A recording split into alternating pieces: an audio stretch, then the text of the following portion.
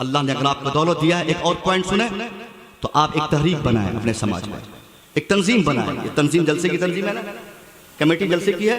मुसलमान तंजीम तो बनाते हैं, मुसलमानों की कमेटियां बनती है, मगर किस लिए? उर्स कमेटी, जलसा कमेटी, उर्स कमेटी, जलसा कमेटी, गरीब नवाज कमेटी, ताजुल शरिया कमेटी, आला हजरत कमेटी। काम क्या है? साल में एक बार उर्स करना, साल में एक मरतबा जलसा करना, 10 आलिमों को बुलाकर जलसा करके नात खानी तकरीर करवा के पीर साहब से दुआ लेके काम खत्म, कमेटी की जिम्मेदारी खत्म। नहीं साहब, जलसा तो एक आदमी भी कर सकता है। क्या अच्छा है, जलसा करना कोई बहुत बड़ी बात नहीं है। मुंबई में, गुजरात में बहुत जगह हम लोग जाते हैं, एक सेट आगे आते हैं, 1-1 लाख रुपए के खालिम को नजराना पेश करके 10 लाख खर्च करके जलसा कर लेते हैं। जलसा कमेटी बना, जलसा ही करना है तो इसके लिए कमेटी की क्या जरूरत है? 2 लोग मिलकर जलसा कर सकते हैं, एक आदमी मिलकर जलसा, एक आदमी अकेले जलसा कर सकता है। अगर आपने कमेटी बनाई है तो कमेटी का मकसद ये हो, रायपुर पूरे क्राफ्ट में, पूरी एडजॉइनिंग में, जहां तक आपकी नजर जाए, मुसलमानों को आप छोड़ के एक ऐसी तंजीम बनाए जिस तंजीम का मकसद बुनियादी तौर पर मुसलमानों की तमाम तर पसमानदगी से मुसलमानों को दूर करना है। पीर साहब नहीं करेंगे, खतीब नहीं करेंगे, कोई नहीं करेगा, कोई नेता से आपको इसकी उम्मीद करना बेकार है। 100 नौजवान मिलकर एक तंजीम बन जाएगी, 100 रुपया ही महीना उस तंजीम में आप जमा करें। 100 लोग एक तंजीम में 100 रुपया पर मंथ अगर जमा करेंगे, कितना रुपया आएगा? बोलिए ना साहब, 10,000। 1 साल में 1,20,000, 2 साल जमा करेंगे, 2 साल के पैसे जमा होंगे 2,40,000। फिर आप ऐलान कर देंगे कि हमारे गांव में, हमारे मोहल्ले में, हमारी सोसाइटी में कोई भी बच्चा पैसों की मजबूरी की बुनियाद पे तालीम न छोड़े। क्या कहने, जिंदाबाद जिंदाबाद। बहुत मैंने मुसलमानों के कई बच्चों को मैंने देखा और मैं जानता हूं, बाय नेम जानता हूं। मैट्रिकुलेशन का एग्जाम दिया, इंटर नहीं कर सका, इंटर दिया, ग्रेजुएशन नहीं कर सका, पैसे नहीं उनके पास। एक बच्चा भी अगर आपके समाज का इसलिए पढ़ाई छोड़ दिया कि उसका, उनके वालिदैन उनको पैसा नहीं दे पाते, तो सारे लोग गुनहगार। आपके पास अगर पैसे रह गए और आपने किसी की तालीम के लिए खर्च नहीं किए, अब उस आपके पास तंजीम रहेगी, उस तंजीम के तहत आप ऐलान कर देंगे, इमाम साहब को लाकर कहेंगे, हजरत ऐलान कर दीजिए मस्जिद में कि 2024 में, 2025 में 10th एग्जाम का जब रिजल्ट आएगा, जो भी मुस्लिम बच्चा 50%, 60% से ज्यादा नंबर लाए और आगे की तालीम जारी रखना चाहता है तो उनको तालीम जारी रखने दिया जाएगा, उनको पढ़ाई ड्रॉप करने की इजाजत नहीं होगी। अगर पैसे की किल्लत उनको होगी तो यह हमारी तंजीम जिंदा रहेगी। हजरत ये ऐलान आम है कि हम 100 लोगों ने मिलकर जो तंजीम बनाई है, हमारे पास पैसे हैं। अगर मुसलमान का वो बच्चा इंटर करके नीट करना चाहता है, नीट क्लियर करना चाहता है, तो उसकी नीट की क्लियरेंस के लिए तमाम खर्चे बर्दाश्त करने के लिए हमारी तंजीम जिंदा है, हमारी कमेटी जिंदा है, हम 10 नौजवान जिंदा है। आप ऐलान आम करेंगे और आप अपने मोहल्ले में, अपनी सोसाइटी में गौर करें कि कौन सा गरीब ऐसा है जो अपने बच्चे को पढ़ाना चाहता है, या जिसके बच्चे को पढ़ने की सलाहियत है मगर बाप उसे पढ़ाता नहीं है। उसके बच्चे को तामीर अदब बहुत अच्छी तरह से वो पढ़ लेता है, नूरानी कायदा पढ़ लेता है, कुरान पढ़ लेता है, मगर वो हाफिज नहीं बन सका, वो आलिम नहीं बन सका। क्यों? क्योंकि उसका बाप उसे नहीं पढ़ाया।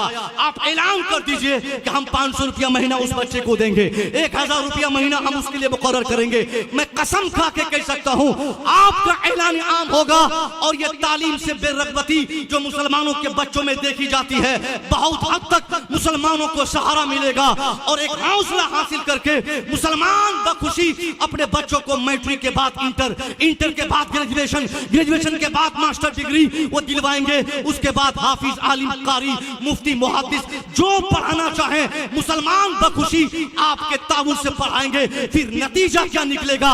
हमारी वो कमेटी, हमारी वो तंजीम, हमारा वो ऑर्गेनाइजेशन, हमारी वो तहरीक जो हमने जलसा के लिए बनाई थी, जो हमने उर्स के लिए बनाई थी, 50,000 मर्तबा उर्स करने से भी साहिब मजार जिस तरह हमसे खुश नहीं होगा। एक बच्चा भी अगर उनके नाम पे हमने समाज का पढ़ा दिया तो अल्लाह भी खुश होगा, अल्लाह वाला भी खुश होगा। नारे तकबीर, नारे रिसालत गुलशने तेगिया हम दिया। सरकार तेग अली शाह अली रहमा के नाम पे जलसे कहाँ नहीं होते। पूना में जाइए तेगी कॉन्फ्रेंस, यहाँ आइए तेगी कॉन्फ्रेंस, बिहार में तो होते ही होते हैं जलसे। ये मुसलमान जहाँ जहाँ है मोहब्बत करने वाले सब रहते हैं, मगर आप क्या एक जलसा किए, तंजीम कहाँ मनाते हैं। आप बनाइए तेगी वेलफेयर ट्रस्ट, नाम के लिए नहीं काम के लिए बनाइए, उसमें आप पैसे डोनेट कीजिए और आप बेरोजगारी से भी लड़ सकते हैं बहुत हद तक। एक बात बताइए, एक आदमी अपनी बीवी को लेकर हॉस्पिटल पहुंच रहा, जैसे पहुंचा डॉक्टर उनसे कहा कि साहब 50,000 रुपए लाओ वरना तेरी बीवी मर जाएगी। वो घर आया, पैसों के इंतजाम में बहुत दौड़ भाग किया, पैसे के इंतजाम नहीं हुए, कहीं गया किसी से मांगने के लिए, बोला 10% लूंगा तो 50,000 दूंगा। बोला लाइए, जस्ट हम पहुंच गए, हमने कहा ये सूद ब्याज हराम है, मत लो पैसा। उस आदमी का जवाब क्या होगा, मौलाना साहब अपना फतवा पॉकेट में रखिए, गांव के सबसे मैंने पैसे मांगे कर्जे, कोई नहीं दिया, बीवी मर रही मेरी, बच्चा मर रहा है मेरा, बेटी मेरी तड़प रही है। अगर यही मैं अगर सूद पर पैसे नहीं लूंगा इंटरेस्ट पे, तो बहुत हद तक मैं कह सकता हूं कि मेरी बीवी मर जाएगी। हजरत कल तौबा कर लूंगा, ठीक है, मगर आज मुझे पैसा लेने दीजिए, चूंकि कोई मेरी मदद नहीं किया। अब ऐसे लोगों को हम कैसे कह सकते हैं कि सूद लेना है, कैसे कहेंगे, किस मुंह से कहेंगे, क्योंकि हम तो ऐसे उनको पैसे दे नहीं रहे। तो वो ब्याज पे पैसे लेकर डॉक्टर को नहीं देंगे तो कहां से कैसे इलाज करेंगे। वही तंजीम हमारी होगी, वही तहरीक हमारी होगी, उस तंजीम से हमारे लोग पैसे मांगेंगे कि हमें 50,000 रुपया बतौर कर्ज चाहिए, कर्ज हसना हमें चाहिए और मैं 2 महीने में रिटर्न कर दूंगा। वो आदमी उसी तंजीम से 50,000 रुपया लेकर अपनी बेटी या बीवी का इलाज भी करा लेगा और हराम करने से भी बच जाएगा। क्या कहने, जिंदाबाद जिंदाबाद, बहुत अच्छी है ना, क्या कहने। और वो फिर लौटाएगा तो फिर 1-2 हज़ार रुपया चंदा देने में क्या दिक्कत है, और पैसे बढ़ जाएंगे। मुस्लिम बच्चे जहां जहां आज जो भी कांड करते हैं, जहां भी हमने देखा है, या तो गरीब है या तो जाहिल है, 2 सूरत है, या तो गरीब है इसलिए बदमाश है, या तो जाहिल है इसलिए बदमाश है। और इन दोनों से लड़ने के लिए अगर हमारी तंजीम रहेगी, हम एक ऑर्गेनाइजेशन बनाएंगे तो उन बच्चों को इंडिकेट करेंगे, उनको देखेंगे कि साहब ये बच्चा गड़बड़ा रहा है। बेरोजगारी की मार ऐसी मार है कि जब पेट में भूख लगेगी ना, तो कोई भी समाज का बच्चा ट्रेन पे बैठकर 2 घंटा वेस्ट करेगा और किसी का मोबाइल देखकर पॉकेट मार लेगा, क्योंकि उनको अपने पेट की आग बुझानी है। ऐसे बच्चे बेरोजगार हैं इसलिए चोरी कर रहे हैं, उनके पास काम नहीं इसलिए बदमाशी कर रहे हैं। उनको भी काम देने के लिए उनको बिठाकर समझाएं कि बेटा पैसे नहीं तेरे पास, ये मेरी तंजीम की तरफ से एक ठेला मैं तुझे डोनेट कर रहा हूँ, ये 10,000 का ठेला, 5,000 के फ्रूट्स, 5,000 की सब्जियां, ये तुम लो, एक दुकान में तुमको खोल के दे रहा हूँ, ये चौराहे पे तुम बैठो, 4 घंटे मेहनत करो, ये इसी में मेहनत करो, 200-400-500 रुपया पर डे तुम कमाओगे। तो एक ये होगा कि आपकी तंजीम भी होगी, एक आदमी को बिजनेस भी मिल गया, उसको काम भी मिल गया, और वो बदमाशी करने से भी बच गया। ये सारा काम आप कर सकते हैं। अच्छाई करने के लिए जरूरत इस बात की नहीं कि आप कुरान शरीफ बैठ के पढ़ेंगे तभी अल्लाह आपसे खुश होगा। क्या होगा, अल्लाह को खुश करने के लिए बहुत सारे तरीके हैं। अल्लाह के बहुत सारे जरूरतमंद बंदे ऐसे हैं जिनके पास पैसे नहीं है, बेरोजगार हैं, डकैती कर रहे हैं, बदमाश बन गए। 80% मैट्रिक में नंबर लाने वाले बच्चे अगर वो पढ़ाई नहीं करेंगे आगे, 5 साल के बाद वो आतंकवाद बन जाएंगे। नहीं, क्योंकि जितने भी बदमाश और खूंखार और बदमाश टाइप के लोग मिलते हैं वो सब तेज तर्रार होते हैं, लेकिन वो आगे की पढ़ाई नहीं कर पाते, जिसकी बुनियाद पर पैसों की जरूरत होती है, और चंद पैसों की हुसूलियाबी के लिए वो कुछ भी करने को तैयार हो जाते हैं। तो उन बच्चों को आप पढ़ाइए, वो गरीब है, अगर वो गरीब अपनी गुर्बत का एहसास कर लिया, चूंकि उनके पास काम नहीं है, ज़हन और दिमाग बहुत ज्यादा है, इंटेलिजेंसी उनकी बहुत ज्यादा है, आईक्यू लेवल उनका बहुत तेज है, वो बहुत ज्यादा है, और वो बहुत तेज तर्रार है। अगर उसको नहीं पढ़ाया गया तो मैट्रिक में 80% नंबर लाने वाला जब दिल्ली कमाने जाएगा, 5 साल के बाद वो चोरी में 1 नंबर पे आएगा। आप उनको बाज़ाब्ता कहिए, बेटा इंटर तो कर ले, इंटर के बाद तो आप ग्रेजुएशन कर लो, तुम डॉक्टर बनो। और जब वो बच्चे डॉक्टर बन जाएंगे, इतनी जरूरतों की तकमील समाज की होगी साहब, मैं आपको गिनती से भी बता नहीं सकता। बहुत बड़ा काम होगा, बहुत बड़ा काम होगा। मैं उम्मीद करूंगा कि ये पूरे समाज वाले, राजू भाई आप लोग पूरी टीम बनाकर, आप चाहें तो अकेले कर सकते हैं। अकेले कैसे करेंगे आप? किसी बच्चे को आप देखें, उसका हाथ पकड़ लीजिए, हाथ पकड़ के उनको हजरत मौलाना इम्तियाज साहब के पास लाइए, मुफ्ती साहब के पास लाइए, उनको बोलिए कि हजरत इस बच्चे को मैं हाफिज कुरान बनाना चाहता हूँ, इसके हाफिज बनाने में कितने खर्चे आएंगे? एक बच्चा को हाफिज बनाने में बहुत ज्यादा अगर एक्सपेंसेस होंगे तो 15,000 रुपया। सुनिए गौर से, जो बच्चा तामीर अदब पढ़ ले, नूरानी कायदा या बगदादी कायदा या ये कुरान पढ़ लेता है जो बच्चा कायदे से, तो उसके हाफिज बनाने में बहुत ज्यादा टाइम खर्च होगा, तो 3 साल का। और 3 साल कोई भी बच्चा मदरसे में पढ़ेगा तो उनकी ये कॉपी कलम में बहुत ज्यादा खर्च होगा, तो 5,000 रुपया सालाना होगा। 5,000 सालाना, तो मतलब 3 साल में 15,000। आप किसी भी गरीब के बच्चे को हाथ पकड़ के लाके बोलिए हजरत से, मुफ्ती साहब इस बच्चे को मैं हाफिज बनाना चाहता हूँ, कितने खर्च? बोले 3 साल लगेंगे, 5,000 15,000 लगेंगे। आप 15,000 एक मुश्त दे दें, या तो आप एनुअल दे दें। आपने उसे किसी होटल में प्लेट साफ करते देखा, आज उसे आपने बदमाशी करते देखा, आज आपने उसे बीड़ी सिगरेट गाया भांग खाते हुए पकड़ा है, मगर आप उसे मदरसे में लाकर दें और 5,000 3 साल दे दें, 3 साल के बाद आप उसी जामिया में आकर उस बच्चे को तलाश करेंगे। मैं दावे से कह सकता हूं, वो लड़का जो आज आपने किसी मुफ्ती साहब को हैंड ओवर करके आपने कहा है कि हजरत इसको हाफिज बनाना है, 3 साल के बाद आप उसे तलाशेंगे, वो बच्चा मदरसे में नहीं मिलेंगे, आपको जवाब मिलेगा कि वो यहाँ नहीं है। आप कहेंगे कहाँ गया? जवाब मिलेगा वो किसी मदरसे में या किसी मस्जिद में इमामत करते हुए नजर आ रहा है। सुभान अल्लाह, नारे तकबीर, नारे रिसालत। एक बेटा आज हमारे समाज का ये सल्लल्लाहु अलैहि कुरान पढ़ लिया, हाफिज नहीं बन पाया, आप उसे 15,000 रुपया में हाफिज कुरान बना दिए। कितनी बड़ी दौलत आपको नसीब हो जाएगी। पैसे हैं तो आप सवाब कमा सकते हैं। सजदों से, रोजों से, हज से अल्लाह को खुश तो किया जाता ही है, मगर अल्लाह बहुत ज्यादा खुश तब होता है जब अल्लाह के किसी बंदे का हम काम आ जाते हैं, हम काम आए, मदरसों की जरूरत पूरी करें।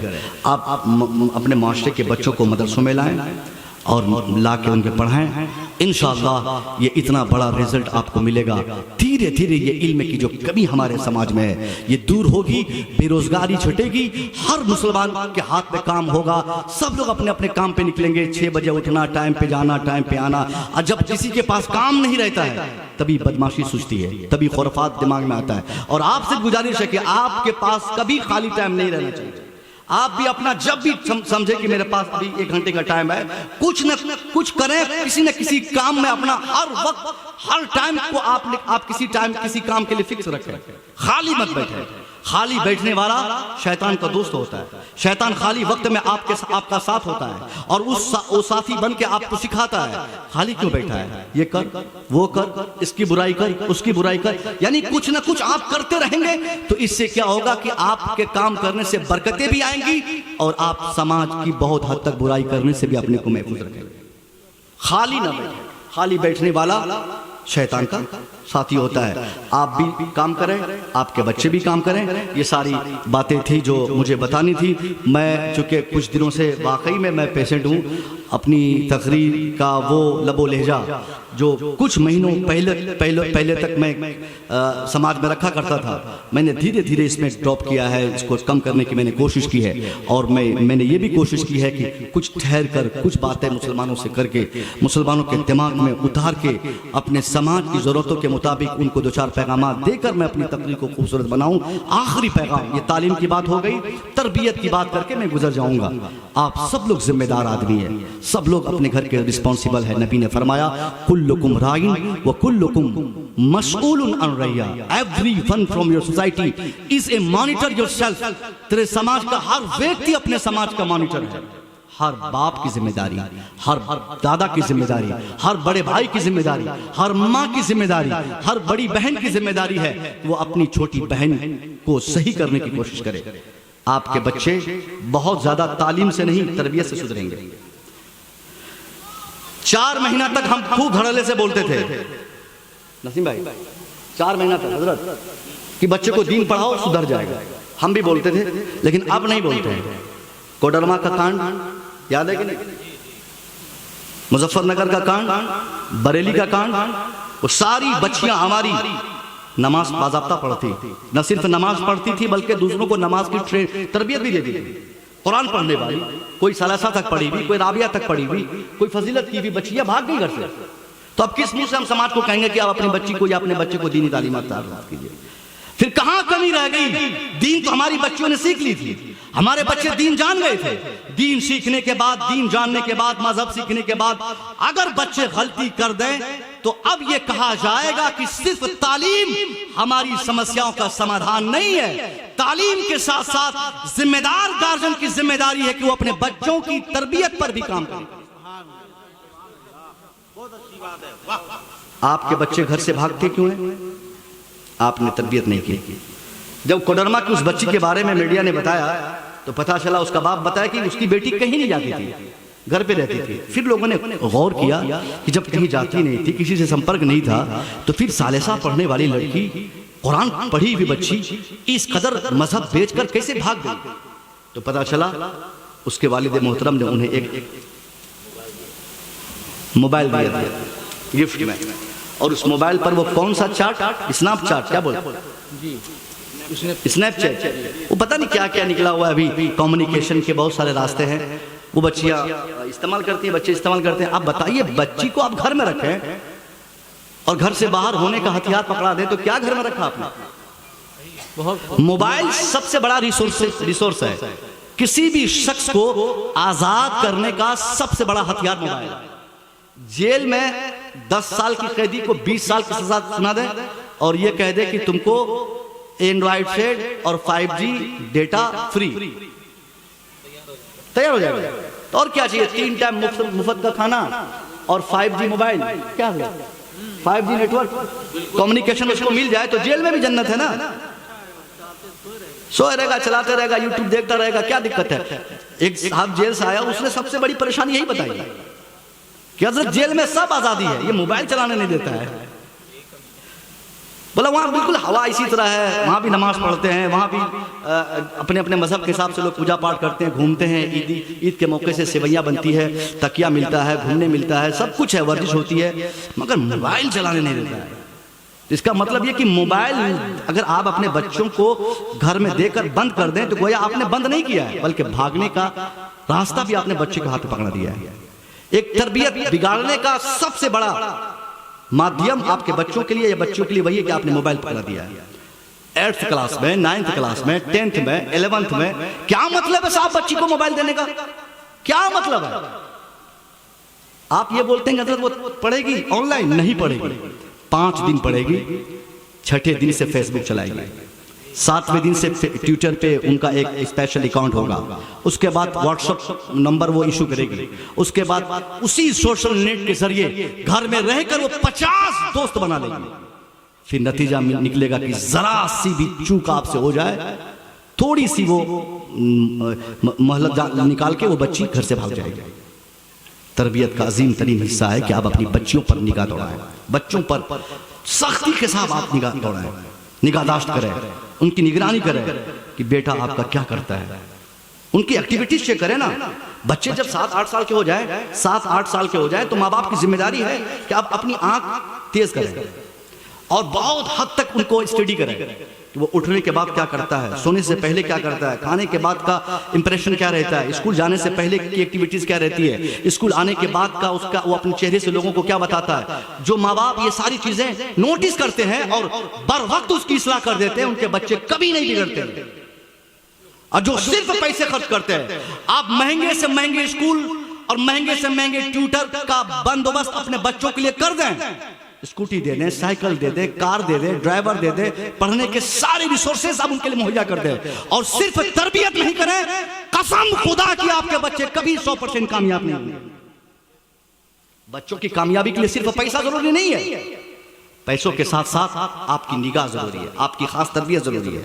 आप उनसे पूछें कि बेटी तुम 8 बजे शाम को क्यों आ रही हो, जबकि तेरी टीचर से बात हुई कि 6 बजे उन्होंने छुट्टी दे दी थी, तुम 2 घंटे से कहाँ थी। अब एक दिन पूछे ना, बच्ची घबरा जाएगी। अब एक दिन बेटे को पूछे कि जब इस कॉलेज 10 बजे से है, तुम 8 बजे कहां पहले जा रहे हो, किस दोस्तों से तुम बात करते हो, किन किन से बात करते हो, कहां तेरा ताल्लुक है, किन से तेरी मुलाकात होती है। जब आप बार बार बच्चों को पूछेंगे, बच्चों को हेजिटेशन होगा कि लगता है कि मेरे माँ बाप मुझे नोटिस कर रहे हैं, ये हर एक्टिविटीज पे मुझे टोक रहे हैं, अब मुझे सही से रहना होगा। और जब आप टोकना छोड़ देंगे तो आपके बच्चे ये राय कायम करेंगे, ये फैसला कर लेंगे कि मैं आजाद हूं, मेरे घर वालों ने मुझे आजाद समझा है, तो जब मैं आजाद हूं तो इस आजादी का फायदा उठाते हुए 18 साल की जब उसकी उम्र क्रॉस कर जाएगी, वो किसी का हाथ पकड़ के आपके आंगन में वो बच्चे लाकर कहेंगे, अब्बा ये मेरे सपनों के शहजादे, मैं इनसे शादी करना चाहती।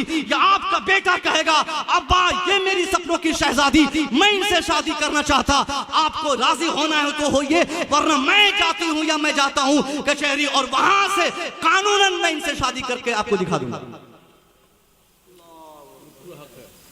किसी भी बाप को यह हक हासिल नहीं है कि अपने बालिग बच्चे को अपनी मर्जी के मुताबिक शादी कराए, नहीं करा सकते, किसी भी कानून नहीं कर सकते। मगर इससे पहले कि आपका बेटा कानून की दुहाई दे आपके सामने, आपका बेटा मजहब और दीन को इस कदर सीख ले और आपकी तरबियत का ऐसा शानदार नक्शा उनके ज़हन और दिमाग पर बैठ जाए कि उनकी कभी जुर्रत ये ना करे कि वो आपके सामने आके कहे कि अब्बा मैं इनसे शादी करना चाहता हूं। आज आपने आजाद कर दिया, आज आपने आजाद किया तो उस आजादी का फायदा आपको उठाना, वो उठाएगा और आपको देखना होगा। फिर आप रोएंगे, बोलेंगे हजरत ताबीज लिख दीजिए ना, बेटा बहक गया है। और ये बात जब किसी से सुनता हूं तो मन तो करता कि डंडे लेकर उसको पीटूं। कौन बोलता है यार कि किसी को कोई पिला दिया। हम लोगों के पास भी लोग आते हैं कि हजरत बेटी मेरी बहक गई है, बहकी बहकी बातें कर रही है, किसी से शादी करने के लिए जिद कर रही है, बेटा भी ऐसा कर रहा है, बहक गया है। अरे कौन मतलब कुछ ने कुछ खिला दिया है। हम कहते हैं अगर कोई चीज खिलाने पिलाने से या तावीज लिखने से किसी का दिमाग डाइवर्ट किया जा सकता है तो 2-3 लोग हमारे निशाने में भी हैं बहुत दिनों से। क्या क्यों हम इलेक्शन लड़ते, क्यों ऐसा करते वैसा करते, चुपचाप तावीज लिख देते, दिमाग डाइवर्ट नहीं कर देते। तो आपको सोचना चाहिए कि जब गलती आपने की है और सुधार ताबीज से रहे। बच्चियों को आपने आजाद कर दिया, बेटों को आपने सुधारा नहीं, बच्चों की आपने तरबियत नहीं की, उनका नोरिशमेंट सही से नहीं किया, और आज आप चिल्ला रहे हैं, बोल रहे ताबीज से कर दीजिए हजरत। कुछ नहीं होता, ताबीज से सिर्फ शैतान भागता है, इंसान नहीं। ताबीज से जिन भगाए जाते हैं, इंसान नहीं। ताबीज से जिनों के इलाज होते हैं, इंसानों के नहीं। इंसानों के इलाज के लिए इंसान बना है। इससे पहले कि आपके बच्चों के लिए आपको इस कदर तड़पना पड़े, आप खुद से नोटिस करें और पाबंदी से आप नमाज पढ़ें बच्चों के सामने। ये इस साइज के बच्चे मस्जिद में, एक तरबियत का मैं एक मिसाल तरबियत की दूं। मस्जिद में जुमा के दिन मुतवल्ली साहब, आप भी मस्जिद के मुतवल्ली हैं माशाल्लाह, है ना, माशाल्लाह। आप लोग बहुत देखते हैं हम लोग सेक्रेटरी साहब को, मुतवल्ली साहब को, कि जैसे जुमा में हम लोग नमाज पढ़ाते हैं और मुतवल्ली साहब डंडा लेकर निकल जाते हैं बच्चे को पीटने के लिए। कौन हल्ला कर रहा था, कौन मार रहा था किसको, कौन चिल्ला रहा था, कौन धक्का दिया था, बोलता। एक पहले मसला सुनिए, और ये हजरत इमाम गजाली की बात सुनिए। इमाम गजाली फरमाते हैं कि जिस महल्ले की मस्जिद की पिछले सफ से चिल्लाने की आवाज न आए, और कीजिएगा, वो मोहल्ला वाला फिक्रमंद हो जाए कि उनका मुस्तकबिल बहुत खराब है। इसलिए बच्चे अगर हल्ला चिल्ली कर रहे हैं मस्जिद में तो आप लोग डांटिए मत। अगर ये डर जाएंगे, मस्जिद से इनका दिल टूट जाएगा, तो फिर ये जवानी में मस्जिद नहीं आएंगे। अब ये जुमा के दिन कसरत से बच्चे मस्जिद क्यों जाते हैं? इनको किसी तरह मालूम हो जाए कि आज जुमा है, 11 बजे से ही वो अपने वालिदैन या अपने भाई, बड़े भाई, बाप, दादा, किसी आगे पीछे करेगा, अब्बा नहा लीजिए ना, चलिए जुमा पढ़ने के लिए। अगर आप नहीं ले जाएंगे तो ये खुद से चले जाएंगे और जाकर खूब हल्ला चिल्ली करेंगे। मगर एक बात नोटिस करने की है, बाप हफ्ते में सिर्फ एक बार जुमा पढ़ता है।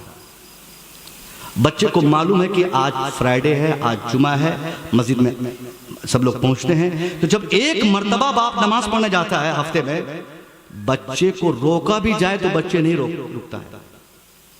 वो बाप अगर फजर में भी जाए, अगर जोहर में भी जाए, अगर असर में भी जाए, अगर मगरिब में भी जाए, ऐशा में भी वो मस्जिद पहुंचे, इसी तरह नमाज का एहतमाम करे, तो उसके बच्चे को डंडे से पीटा भी जाएगा कि तुम फजर में मस्जिद न जाओ, तो फिर भी वो भाग जाएगा। इसलिए तरबियत का सबसे बड़ा इंपैक्ट बच्चों पर माँ बाप के किरदार से होता है। आप बच्चों को मोटिवेट करने के लिए खुद से अपने आप खुद से चेंज कर दें, खुद ब खुद बच्चे समझ लेंगे कि ऐसी जिंदगी गुजारना हमारे लिए है। ये सारे पैगामात थे जो मैंने सोचा कि शायद आपके लिए बेहतर हों। आप सब लोग अपने बच्चों को पढ़ाते हैं। अब इस ज़माने में बच्चे जब आपके स्कूल से आके बस्ता रखें, आपकी जिम्मेदारी है उनसे पूछें कि तुम कहाँ थे, क्या कर रहे थे, क्या कर रहे हो। मोहब्बत से, डांटना नहीं है, मारना नहीं है। शुरू में आप उनसे मोहब्बत से काम लें। और जब पहली गलती आप उनको करते देखें, पहली बड़ी गलती जब बच्चा कर ले तो छोड़े मत उसको। कोई उनको रिलैक्सेशन की कोई गुंजाइश नहीं है इस्लाम में, कोई गुंजाइश नहीं। जैसे पहली शाम बेटा अगर सिगरेट पी के आ जाए और आपको मालूम हो जाए, पहली गलती बेटा अगर नशा कर ले आपको मालूम हो जाए, तो ये सोच के आप माफ मत करें कि पहली गलती छोड़ देते हैं, दोबारा पिएगा तब पीटेंगे, ऐसा नहीं। पहली गलती पर शानदार तरीके से सजा का इंतजाम करें, प्रावधान आए कि नहीं तूने आज शराब पिया है, आज जूते मारूंगा तुझे, कल नहीं मारूंगा, आज तेरी पिटाई होगी। इस्लाम के पैगंबर ने फरमाया मन रा मिनकुम मुनकिरन, तुम में का कोई भी अपने समाज में किसी भी मुनकिर को देखे, anyone who sees any types of disease in the society, तेरे समाज का कोई व्यक्ति भी समाज में किसी प्रकार की अबद काम करते हुए किसी को भी देखे, तो उसे चाहिए कि वो उस बुराई से निपटने के लिए अपने हाथ का इस्तेमाल करे, यानी पीटना पड़े तो पीटिए। पहली गलती आपका बच्चा जब होशियार हो जाए और जब करे तो जोरदार तरीके से उसे ऐसी गलती की ऐसी सजा दे दे कि दोबारा ऐसी गलती करने की उनको जुर्रत न हो। बेटी अगर मोबाइल के साथ बात करते हुए आप देख लें, देखिए ये सारी बातें जलसों में की जा सकती है। सिर्फ कहानी किस्सा बताना ही खतीब का काम नहीं है, कुछ मिसालें देना, कुछ तजर्बात मुशाहदात बताना। हर घर के गार्जियंस को कहीं ना कहीं मालूम रहता है कि उनके बच्चों का कनेक्शन क्या है। वो आज जान लेते हैं लेकिन उसकी इस्लाह नहीं करते। इस्लाह कब करते हैं? जब बच्चे बिगड़ जाते हैं, मुकम्मल तौर पर हाथ से चले जाते हैं, तब उनकी इस्लाह की तजावीज़ ढूंढते हैं। इसलिए आप अपने बच्चों की इस्लाह के लिए बचपन से ही उनको नोटिस करते करते, इस्लाम सिखाते सिखाते इस तरीके से इस्लामिक माहौल में ढालकर ऐसा होशियार बना दें कि आप जब इंतकाल करें, आप मर जाएं, आप अपनी कब्रों से मुलाजा करेंगे कि एक बच्चे के लिए आपने जिस शानदार तालीम और बेहतर तरबियत का इंतजाम किया था, उसी तालीम और तरबियत का नतीजा है कि आप अपनी कब्रों से मुलाजा कर रहे हैं कि वो बच्चा शानदार तरबियत पाने की बुनियाद पर एक इज्जत वाली जिंदगी गुजार रहा है। वरना पैसे वाला बनेगा बेटा, बदतमीज बन जाएगा, डकैत बन जाएगा। बच्चे सच बोलना भी घर से सीखते हैं। बच्चों की मेमोरी जो होती है ना, मेमोरी याददाश्त, वो कई हार्ड डिस्क की मेमोरी से ज्यादा अच्छी होती है। हमने पढ़ा है साहब, बचपने में आपका बेटा मौजूद रहता है सामने में और आप उनके सामने झूठ बोलते हैं। झूठ तो वैसे बच्चों के सामने हो या गैबाने हो, कहीं नहीं बोलना चाहिए, मगर बच्चों के सामने आप कोई ऐसी एक्टिविटी ना करें जिसका गलत इंपैक्ट बच्चों पे पड़े।